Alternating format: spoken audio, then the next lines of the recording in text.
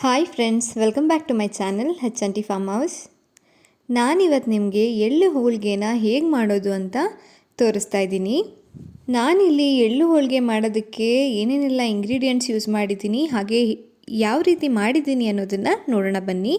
ಮೊದಲಿಗೆ ನಾನಿಲ್ಲಿ ಒಂದು ಅರ್ಧ kg ಅಷ್ಟು ಅಂದರೆ ಒಂದು 2 ಬೌಲ್ನಷ್ಟು ಎಳ್ಳನ್ನು ತಗೊಂಡು ಚೆನ್ನಾಗಿ ಹುರ್ಕೊಂಡಿದ್ದೀನಿ. ಅದನ್ನು ಮಿಕ್ಸಿ ಜಾರ್ಗೆ ಹಾಕ್ಕೊಂಡು ನುಣ್ಣಗೆ ಪುಡಿ ಮಾಡ್ಕೋಬೇಕಾಗತ್ತೆ. ನಾನು ಎಳ್ಳನ್ನು ಪುಡಿ ಮಾಡುವಾಗಲೇ ಅದರ ಜೊತೆಗೇ ಏಲಕ್ಕಿ ಹಾಗೆ ಸ್ವಲ್ಪ ಒಣಶುಂಠಿನ ಹಾಕ್ಕೊಂಡು ಪೌಡರ್ ಮಾಡಿಟ್ಕೊಂಡಿದ್ದೆ. ಆನಂತರ ನಾನಿಲ್ಲಿ ಒಂದು ಪಾತ್ರೆನ ತೊಗೊಂಡು ಅದಕ್ಕೆ ಬೆಲ್ಲನ ಸೇರಿಸ್ಕೊತಾ ಇದ್ದೀನಿ. 2 ಬೌಲ್ನಷ್ಟು ಬೆಲ್ಲನ ತೊಗೊಂಡಿದ್ದೀನಿ ನಾನು. 2 ಬೌಲ್ ಎಳ್ಳಿಗೆ 2 ಬೌಲ್ ಬೆಲ್ಲ ಜಾಸ್ತಿ ಆಗುತ್ತಲ್ವ ಅಂತ ನೀವು ಕೇಳ್ಬೋದು. ಆದರೆ 2 ಬೌಲ್ ಎಳ್ಳಿನ ಜೊತೆಗೆ ನಾನು 2 ಬೌಲ್ ಕೊಬ್ಬರಿ ತುರಿ ಕೂಡ ತೊಗೊಂಡಿದ್ದೀನಿ. ಹಾಗಾಗಿ 2:1 ರೇಷಿಯೋದಲ್ಲಿ ಹಾಕ್ಕೊಂಡಿದ್ದೀನಿ. ಅಂದರೆ 2 ಬೌಲ್ಗೆ 1 ಬೌಲ್ ಬೆಲ್ಲ ಥರ ಹಾಕ್ಕೊಂಡಿದ್ದೀನಿ. ಈಗ ಬೆಲ್ಲ ಎಲ್ಲ ಹಾಕಿದಾದ್ಮೇಲೆ ಒಂದು ಸಣ್ಣ ಗ್ಲಾಸ್ನಷ್ಟು ನೀರನ್ನು ಸೇರಿಸ್ಕೊತಾ ಇದ್ದೀನಿ. ನೀರನ್ನು ಹಾಕಿದಾದ್ಮೇಲೆ ಬೆಲ್ಲ ಎಲ್ಲ ಚೆನ್ನಾಗಿ ಕರಗೋವರೆಗೂ ಕೈ ಆಡಿಸ್ತಾ ಇರಿ. ಕೈ ಆಡಿಸ್ತಾನೆ ಇರಬೇಕಾಗುತ್ತೆ, ಬಿಟ್ಟರೆ ಬೆಲ್ಲ ತಳ ಹತ್ತೋ ಚಾನ್ಸಸ್ ಇರುತ್ತೆ. ಅದಕ್ಕೋಸ್ಕರ ಬೆಲ್ಲ ಎಲ್ಲ ಚೆನ್ನಾಗಿ ಕರಗೋವರೆಗೂ ಕೈ ಆಡಿಸ್ತಾ ಇರಿ. ನೋಡಿ ಈ ರೀತಿ. ಹಾಗೆ ಬೆಲ್ಲ ಎಲ್ಲ ಕರಗಿ ಅಂಟು ಪಾಕ ಅಥವಾ ಎಳೆ ಪಾಕ ಬರೋವರೆಗೂ ಬಿಡೋದೇನು ಬೇಡ. ಬೆಲ್ಲ ಎಲ್ಲ ಕರಗಿ ಸ್ವಲ್ಪ ಕುದಿ ಬರೋವರೆಗೂ ಬಿಟ್ಟರೆ ಸಾಕು. ಅಂಟು ಪಾಕ ಅಥವಾ ಎಳೆ ಪಾಕನ ತೆಗೆದ್ರೆ ಏನಾಗುತ್ತೆ ಅಂದರೆ ನೀವು ಮಾಡಿರೋಂಥ ಮಿಶ್ರಣ ಗಟ್ಟಿ ಆಗೋ ಸಾಧ್ಯತೆ ಇರುತ್ತೆ. ಅದಕ್ಕೋಸ್ಕರ ಬೆಲ್ಲ ಎಲ್ಲ ಚೆನ್ನಾಗಿ ಕರಗಿದ್ರೆ ಸಾಕು. ಈಗ ನೋಡಿ, ನಾನಿಲ್ಲಿ ಒಣ ಕೊಬ್ಬರಿಯನ್ನು ಮಿಕ್ಸಿ ಮಾಡಿ ತೊಗೊಂಡಿದ್ದೀನಿ. ನಾನು ಯಾವ ಬೌಲಲ್ಲಿ ಎಳ್ಳನ್ನು ತೊಗೊಂಡಿದ್ದೆ, ಬೆಲ್ಲನ ತೊಗೊಂಡಿದ್ದೆ, ಅದೇ ಬೌಲ್ನಲ್ಲಿ ಒಣ ಕೊಬ್ಬರಿನೂ ಕೂಡ ತೊಗೊಂಡಿದ್ದೀನಿ. 2 ಬೌಲಷ್ಟು ಒಣ ಕೊಬ್ಬರಿನ ತೊಗೊಂಡು ನಾನಿಲ್ಲಿ ಪುಡಿ ಮಾಡಿ ಹಾಕ್ಕೊಂಡಿದ್ದೀನಿ. ಹಾಗೆ 2 ಬೌಲಷ್ಟು ಎಳ್ಳಿನ ಪುಡಿನ ಸೇರಿಸ್ಕೊತಾ ಇದ್ದೀನಿ. ನೋಡಿ ಈ ರೀತಿ ಎಲ್ಲನೂ ಸೇರಿಸಿದ್ದಾದಮೇಲೆ ಚೆನ್ನಾಗಿ ಮಿಕ್ಸ್ ಮಾಡ್ತಾ ಇರಿ. ನೀವು ಆದಷ್ಟು ಕೈ ಬಿಡೋದಕ್ಕೆ ಹೋಗಬೇಡಿ, ಸ್ಟಿರ್ ಮಾಡ್ತಾನೆ ಇರಿ, ಯಾಕಂದರೆ ತಳ ಹತ್ತೋ ಚಾನ್ಸಸ್ ಇರುತ್ತೆ. ಅದಕ್ಕೋಸ್ಕರ ನೋಡಿ ಹೀಗೆ. ಎಳ್ಳು ಹೋಳಿಗೆನ ಮಾಡೋದು ತುಂಬಾ ಸುಲಭ, ಯಾಕಂದರೆ ಇದಕ್ಕೆ ಅಷ್ಟೊಂದು ಟೈಮ್ ಏನು ಹಿಡಿಯೋದಿಲ್ಲ. ಕಾಯಿ ಹೋಳಿಗೆ ಥರ ಇದನ್ನು ಜಾಸ್ತಿ ಹೊತ್ತು ಬೇಯಿಸಬೇಕು ಅಂತ ಏನಿರೋದಿಲ್ಲ, ಯಾಕಂದರೆ ಎಳ್ಳನ್ನು ನಾವು ಈಗಾಗಲೇ ಹುರಿದು ತೊಗೊಂಡಿರ್ತೀವಲ್ವ, ಅದಕ್ಕೋಸ್ಕರ. ಹಾಗೆ ನಾನಿಲ್ಲಿ ಒಣ ಕೊಬ್ಬರಿನ ಯೂಸ್ ಮಾಡಿರೋದ್ರಿಂದ ಬೇಗನೆ ಮಿಶ್ರಣ ರೆಡಿ ಆಗಿಬಿಡುತ್ತೆ.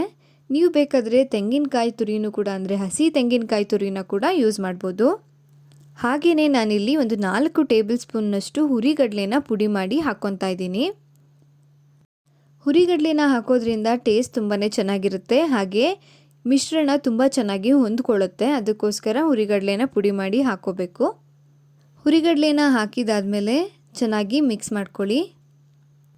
ನೋಡಿ ಈ ರೀತಿ. ಇಷ್ಟೇ, ಮಿಶ್ರಣ ಎಲ್ಲ ರೆಡಿಯಾಗಿದೆ. ಹೇಗೆ ಗೊತ್ತಾಗುತ್ತೆ ಅಂದರೆ ನೀವು ನೋಡ್ತಾ ಇರ್ಬೋದು ಎಷ್ಟು ಈಸಿಯಾಗಿ ಉಂಡೆ ಕಟ್ಟೋದಕ್ಕೆ ಬರ್ತಾ ಇದೆ, ಹಾಗೆ ಕೈಗೆ ಅಂಟ್ಕೊತಾ ಇಲ್ಲ ಅಂತ. ಎಳ್ಳಿನಲ್ಲಿ ಎಣ್ಣೆ ಅಂಶ ಹೆಚ್ಚಾಗಿರೋದ್ರಿಂದ ಕೈಗೆ ಅಂಟೋದಿಲ್ಲ. ಹಾಗೆ ನೀವು ಒಬ್ಬಟ್ಟು ತಟ್ಟುವಾಗ ಹೆಚ್ಚು ಎಣ್ಣೆ ಉಪಯೋಗಿಸೋ ಅವಶ್ಯಕತೆ ಕೂಡ ಇರೋದಿಲ್ಲ.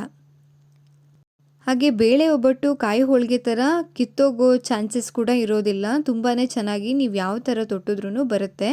ನಾನೀಗ ಎಲ್ಲನೂ ಈ ರೀತಿ ಉಂಡೆಗಳನ್ನಾಗಿ ಮಾಡಿ ಇಟ್ಕೊಂಡಿದ್ದೀನಿ. ಹೀಗೆ ಮೊದಲೇ ಉಂಡೆ ಮಾಡಿಟ್ಕೊಳ್ಳೋದ್ರಿಂದ ತೊಟ್ಟೋದಕ್ಕೆ ಈಸಿ ಆಗುತ್ತೆ ಅಂತ.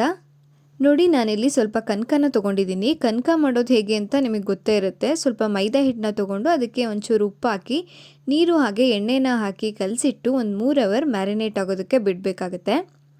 ಕನಕ ಚೆನ್ನಾಗಿ ನೆನಿಬೇಕು, ಆಗಷ್ಟೇ ಒಬ್ಬಟ್ಟು ಕೂಡ ಚೆನ್ನಾಗಿ ಬರೋದು.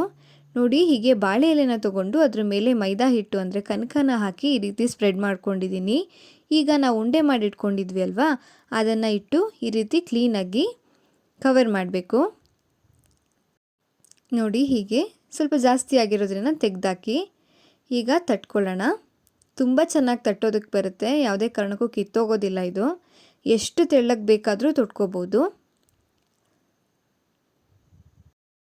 ಮೆಜರ್ಮೆಂಟ್ಸ್ನ ಕರೆಕ್ಟಾಗಿ ಫಾಲೋ ಮಾಡಿದ್ರೆ ಈ ಒಬ್ಬಟ್ಟು ಯಾವುದೇ ಕಾರಣಕ್ಕೂ ಕೆಟ್ಟೋಗೋದಿಲ್ಲ. ಹೂರಣ ಗಟ್ಟಿಯಾಗೋದು, ತೆಳು ಆಗೋದು ಅಥವಾ ಒಬ್ಬಟ್ಟು ತಟ್ಟೋಕೆ ಬರದೇ ಇರೋ ಥರ ಆ ಥರ ಏನೂ ಆಗಲ್ಲ. ಬಟ್ ಮೆಜರ್ಮೆಂಟ್ಸ್ನ ಕರೆಕ್ಟಾಗಿ ಫಾಲೋ ಮಾಡಬೇಕಷ್ಟೇ. ನೋಡಿ ಈಗ ತಟ್ಟಿದ್ದಾಗಿದೆ, ಬೇಯಿಸ್ಕೊಳ್ಳೋಣ. ಈಗ ನಾನು ಮೊದಲೇ ಹೆಂಚನ್ನು ಕಾಯೋದಕ್ಕೆ ಇಟ್ಟಿದ್ದೆ. 2 ಕಡೆ ಚೆನ್ನಾಗಿ ಬೇಯಿಸ್ಕೊಂಡ್ರೆ ಒಬ್ಬಟ್ಟು ರೆಡಿ. ಎಷ್ಟೊಂದು ಸಿಂಪಲ್ ರೆಸಿಪಿ ಅಲ್ವಾ. ಈ ರೆಸಿಪಿನ ಆರಾಮಾಗಿ ಬಿಗಿನರ್ಸ್ ಕೂಡ ಟ್ರೈ ಮಾಡ್ಬೋದು, ತುಂಬಾ ಈಸಿ. ಇದಕ್ಕೆ ಬೇಕಾದರೆ ನೀವು ಹೂರಣ ಮಾಡ್ಕೊಳ್ಳುವಾಗ ಕಡಲೆ ಬೀಜ ಕೂಡ ಹುರಿದು ಪುಡಿ ಮಾಡಿ ಹಾಕ್ಕೋಬೋದು, ಆಗ ಕೂಡ ಟೇಸ್ಟ್ ತುಂಬಾ ಚೆನ್ನಾಗಿರುತ್ತೆ. ನೋಡಿ, ಒಬ್ಬಟ್ಟು ರೆಡಿ ಆಯಿತು. ಅದೇ ರೀತಿ ಎಲ್ಲನೂ ಕೂಡ ತಟ್ಕೊಂಡಿದ್ದೀನಿ ನಾನು. ನೀವು ನೋಡ್ತಾ ಇರ್ಬೋದು, ಒಂಚೂರು ಕಿತ್ತೋಗ್ತಾ ಇಲ್ಲ. ತೆಗಿಯುವಾಗಲೂ ಅಷ್ಟೇ, ತಟ್ಟುವಾಗಲೂ ಅಷ್ಟೇ ಕೈಗೆ ಅಂಟ್ಕೊತಾ ಇಲ್ಲ. ನಿಮಗೆ ಈ ರೀತಿ ತಟ್ಟೋದಕ್ಕೆ ಬರ್ತಾ ಇಲ್ಲ ಅಥವಾ ಇನ್ನೂ ತೆಳುವಾಗಿ ಬೇಕು ಅನ್ನೋರು ಅವ್ರಿಗೆ ಇನ್ನೂ ಒಂಥರ ತಟ್ಟೋದನ್ನು ತೋರಿಸಿದ್ದೀನಿ. ಆ ಟಿಪ್ಸ್ನ ಯೂಸ್ ಮಾಡಿ ತಟ್ಟೋದ್ರಿಂದ ಒಬ್ಬಟ್ಟು ತುಂಬಾ ತೆಳುವಾಗಿ ಪೇಪರ್ ಥರ ಬರುತ್ತೆ. ನೋಡಿ, ಈಗೇನು ಕೂಡ ನಾವು ತುಂಬಾ ತೆಳುವಾಗಿ ತಟ್ಕೋಬೋದು. ಎಷ್ಟು ಸಾಧ್ಯನೋ ಅಷ್ಟು ತೆಳುವಾಗಿ ತಟ್ಕೊಳ್ಳಿ. ನೋಡಿ, ಈಗ ಬೇಯಿಸ್ಕೊತಾ ಇದ್ದೀನಿ. ಎಳ್ಳು ಹೋಳಿಗೆ ರುಚಿ ತುಂಬಾ ಚೆನ್ನಾಗಿರುತ್ತೆ. ಹಾಗೆ ಈಗ ವಿಂಟರ್ ಸೀಸನ್ ಇರೋದ್ರಿಂದ ನಮ್ಮ ಬಾಡಿಗೆ ಆಯಿಲ್ ಕಂಟೆಂಟ್ ತುಂಬಾ ಬೇಕಾಗಿರುತ್ತೆ.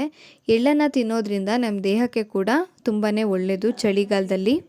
ಹಾಗೆ ಎಳ್ಳಿನಲ್ಲಿ ತುಂಬಾ ನ್ಯೂಟ್ರಿಷನ್ಸ್ ಇರುತ್ತೆ, ಹಾಗೆ ಕ್ಯಾಲ್ಶಿಯಂ ತುಂಬಾ ಹೆಚ್ಚಾಗಿರುತ್ತೆ. ನೋಡಿ, ನಾನಿಲ್ಲಿ ಮೊದಲಿಗೆ ಒಂದು ಕೆಳಗಡೆ ಪೇಪರ್ನ ಹಾಕ್ಕೊಂಡು, ಪ್ಲಾಸ್ಟಿಕ್ ಪೇಪರ್, ಅದ್ರ ಮೇಲೆ ಉಂಡೆನ ಇಟ್ಕೊಂಡು ಆನಂತರ ಅದ್ರ ಮೇಲೆ ಇನ್ನೊಂದು ಟ್ರಾನ್ಸ್ಪರೆಂಟ್ ಕವರ್ನ ಹಾಕ್ಕೊಂಡು ಈ ರೀತಿ ತಟ್ಕೊತಾ ಇದ್ದೀನಿ. ತಟ್ಟೋದು ಅನ್ನೋದಕ್ಕಿಂತ ಸ್ಪ್ರೆಡ್ ಮಾಡ್ಕೊತಾ ಇದ್ದೀನಿ. ಈ ರೀತಿ ಮಾಡೋದ್ರಿಂದ ಒಬ್ಬಟ್ಟು ತುಂಬಾ ತೆಳುವಾಗಿ ಬರುತ್ತೆ. ನೀವು ಕೂಡ ಒಂದ್ಸಲ ಟ್ರೈ ಮಾಡಿ ನೋಡಿ. ಹಾಗೆ ಈ ರೀತಿ ಮಾಡೋದು ತುಂಬ ಜನಕ್ಕೆ ಗೊತ್ತೇ ಇರುತ್ತೆ, ಗೊತ್ತಿಲ್ಲದೆ ಇರೋರಿಗೆ ಯೂಸ್ ಆಗಲಿ ಅಂತ ಹೇಳ್ತಾ ಇರೋದಷ್ಟೇ. ನೋಡ್ತಾ ಇದ್ದೀರಲ್ಲ, ಇಷ್ಟೇ, ತೊಟ್ಟೋ ಅವಶ್ಯಕತೆ ಇರಲ್ಲ, ಸ್ಪ್ರೆಡ್ ಮಾಡಿದ್ರೆ ಸಾಕು, ತುಂಬಾ ತೆಳುವಾಗಿ ಬರುತ್ತೆ. ನೋಡಿ, ಈಗ ಬೇಯಿಸ್ಕೊಳ್ಳೋಣ. ಎರಡೂ ಕಡೆ ಚೆನ್ನಾಗಿ ಬೇಯಿಸ್ಕೊಂಡ್ರೆ ಅಷ್ಟೇ ಒಬ್ಬಟ್ಟು ರೆಡಿ ಆಯಿತು. ನೋಡಿದ್ರಿ ಅಲ್ವಾ, ಎಳ್ಳು ಹೋಳಿಗೆ ಮಾಡೋದು ಎಷ್ಟೊಂದು ಸುಲಭ ಅಂತ. ಯಾರು ಬೇಕಾದರೂ ಮನೇಲಿ ಈ ರೆಸಿಪಿನ ಟ್ರೈ ಮಾಡ್ಬೋದು, ಈವನ್ ಬಿಗಿನರ್ಸ್ ಕೂಡ. ಯಾವುದೇ ಕಾರಣಕ್ಕೂ ಕೆಟ್ಟೋಗುತ್ತೆ ಅಥವಾ ಒಬ್ಬಟ್ಟು ಚೆನ್ನಾಗಿ ಬರಲ್ಲ ಅನ್ನೋ ಟೆನ್ಷನ್ ಬೇಡ, ತುಂಬಾ ಚೆನ್ನಾಗಿ ಬರುತ್ತೆ. ನೋಡಿ, ಈ ರೀತಿ ನಾನು ಎಲ್ಲನೂ ತಟ್ಕೊಂಡು ಇಟ್ಕೊಂಡಿದ್ದೀನಿ ಬೇಯಿಸ್ಕೊಂಡು. ಈ ಎಳ್ಳು ಹೋಳಿಗೆಗೆ ಸ್ವಲ್ಪ ತುಪ್ಪನ ಹಾಕ್ಕೊಂಡು ತಿಂತಾಯಿದ್ರೆ ತುಂಬಾ ಚೆನ್ನಾಗಿರುತ್ತೆ. ಬೇಕಾದರೆ ನೀವು ಕೂಡ ಒಂದ್ಸಲ ಮನೇಲಿ ಟ್ರೈ ಮಾಡಿ, ಹಾಗೆ ಹೇಗೆ ಬಂತು ಅಂತ ಕಮೆಂಟ್ ಮಾಡಿ ತಿಳಿಸಿ. ಹಾಗೆ ಈ ರೆಸಿಪಿ ನಿಮ್ಗೆ ಇಷ್ಟ ಆಗಿದ್ರೆ ಪ್ಲೀಸ್ ನನ್ನ ಚಾನಲ್ನ ಲೈಕ್ ಮಾಡಿ, ಶೇರ್ ಮಾಡಿ, ಹಾಗೆ ಸಬ್ಸ್ಕ್ರೈಬ್ ಮಾಡೋದನ್ನು ಮರಿಬೇಡಿ.